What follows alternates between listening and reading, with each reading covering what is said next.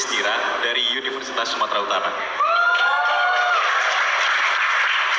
Panggilannya siapa? Andika. Andika. Baik, terima kasih sebelumnya Pak sudah berani datang ke Medan untuk didesak gitu, sama pemuda-pemuda dari Sumatera Utara. Jadi saya baca dari flyer ini Pak, di bagian biaya hidup terjangkau, karena memang ini yang buat mahasiswa, anak muda itu tidurnya nggak nyenyak, biaya hidup Pak. Gitu. Jadi di sini ada dapat hunian dengan bunga KPR flat 5% di tengah kota. Dapat hunian dengan KPR flat 5% di tengah kota. Merupakan angin segar bagi kami Pak, karena beberapa bulan yang lalu, beberapa tahun yang lalu, ada narasi dari Ibu Menteri Keuangan Sri Mulyani bahwa milenial itu susah untuk dapat hunian. Jadi visi ini merupakan angin segar bagi kami, tapi ini mengingatkan saya pada program kerja Bapak di DKI Jakarta dulu sebagai gubernur, itu DP 0 rupiah. Nah pertanyaan saya nih Pak, bagaimana Bapak menjamin kalau program ini dapat terlaksana, tidak seperti yang terjadi sebelumnya, di mana DP 0 ini dari targetnya 200.000 kemarin yang Bapak janjikan, itu sekarang jadi 10.000, turun 95%. Tentunya kami gak mau 68 juta pemuda kecewa karena targetnya itu tiba-tiba turun nanti.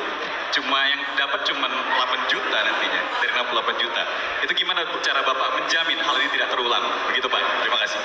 Yang pertama, angka itu hoax. Kecuali Anda bisa membuktikan bahwa itu benar. Oke?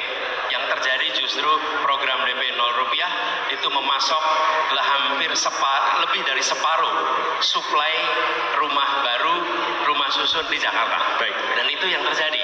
Jadi saya sering sampaikan, saya tidak meminta Anda menyukai saya tidak minta Anda memilih saya hanya minta Anda jangan menggunakan hoax dalam menilai apa yang saya kerjakan. Oke?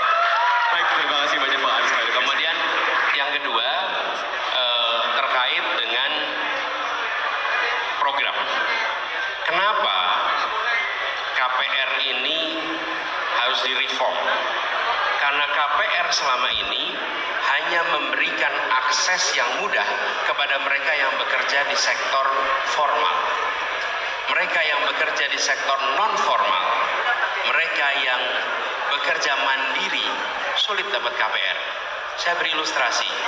Bila Anda punya usaha sendiri dan dapat penghasilan sebutlah 10 juta sebulan, lalu Anda atau kemudian ada orang lain yang bekerja di perusahaan punya kontrak penghasilannya 10 juta sebulan, ketika mengajukan KPR yang dapat yang mana? Yang dapat yang punya kontrak, yang kerja mandiri nggak dapat. Nah, karena itu kami akan melakukan perubahan aturan-aturan sehingga warga yang kerja mandiri, warga yang kerja informal dan non-formal bisa mengakses KPR. Sehingga KPR itu bukan kapan punya rumah, tapi betul-betul kredit perumahan rakyat. Dan siapa yang paling membutuhkan? Yang paling membutuhkan adalah anak-anak milenial, karena mereka yang paling kesulitan untuk dapat rumah. Gitu ya. Terima kasih banyak Pak atas klarifikasinya.